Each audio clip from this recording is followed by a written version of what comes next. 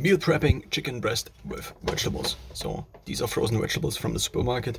They are already cut. The chicken breast was not cut. Usually I try to get the chicken breast or chicken that is already cut. Otherwise this is kind of unnecessary time cost of cooking. I then put it all in this big pot and then I let it cook on basically the highest level.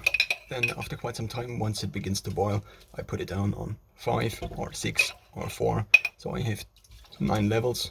10 kind of, but I can only use 9 of them. And so then I put it into these glasses.